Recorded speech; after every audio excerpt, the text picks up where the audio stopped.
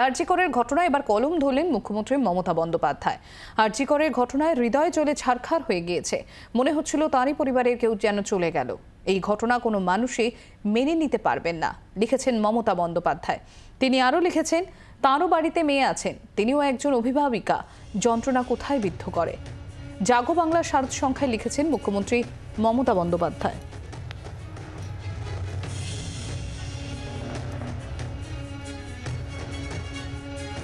জাগো বাংলার অনুষ্ঠানে দাঁড়িয়ে তিনি ঠিকই বলেছেন, শোনাবো আপনাদের। অনেকে বলেন কেন পুজো করব, কেন উৎসব করব। আরে আমাদের তো 12 মাসের 13 পার্বণ কথাটা দীর্ঘদিন ধরে আমরা শুনেই আসছি। আমরা সব কাজ করি, ধর্মকর্মও মানি। আমাদের রীতিনীতি হচ্ছে সর্বধর্ম সমন্বয়, রামকৃষ্ণ পরমহংসদেবের কথা।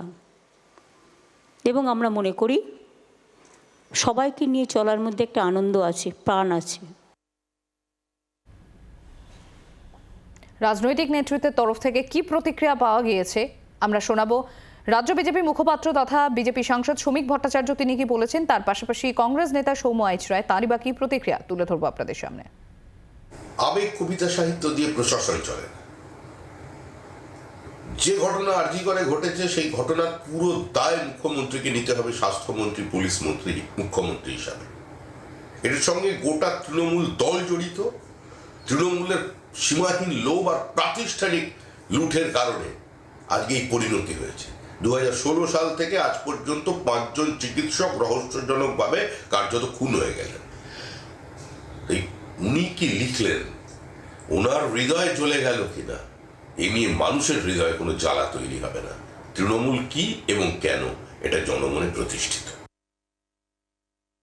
মাননীয় মুখ্যমন্ত্রী জাগো বাংলা পত্রিকায় লিখেছেন তার কাহিনীর কথা, তার অভিব্যক্তি জানিয়েছেন। ভালো লাগলো শুনতে। সত্যি তো এটাই হওয়া উচিত, এটাই আইডিয়াল, এটাই হওয়া উচিত ছিল। তিনি বাংলার অভিভাবিকা, কিন্তু দুর্ভাগ্যজনকভাবে তার কাজ এবং কথা দুটোর মধ্যে বিস্তর ফারাক দেখলাম আমরা। তার দপ্তরের পুলিশদের যে কর্মকাণ্ড, তিলোত্তমার খুনিদের ধরার ক্ষেত্রে অপারেশন ধামাচাপা হয়েছে, যে তথ্য প্রমাণ লোপাট হয়েছে, যে অব্যবস্থা, যে রাজ্যের একটা হাসপাতালের মধ্যে এই ধরনের একটা কাণ্ড ঘটে যেতে পারে যেটা স্বপ্নেও ভাবা সম্ভব নয়, এত নিরাপত্তাহীনতা, সেটা দেখে মনে হচ্ছে মাননীয় মুখ্যমন্ত্রী যেটা বলছেন সেটা কার্যক্ষেত্রে উনি প্রমাণ করতে পারেননি। উনি ব্যর্থ হয়েছেন, উনি পুলিশ মন্ত্রী হিসেবে ব্যর্থ হয়েছেন, উনি স্বাস্থ্যমন্ত্রী হিসেবে ব্যর্থ হয়েছেন। এই দায় ভার ওনাকেই নিতে হবে। এই যতদিন পশ্চিমবাংলার রাজনীতির ইতিহাস লেখা থাকবে, আরজি করের ঘটনা ওনাকে কুড়ে কুড়ে হবে। বাংলার আওয়াজ, বাঙালির আবেগ, জি 24 ঘন্টা।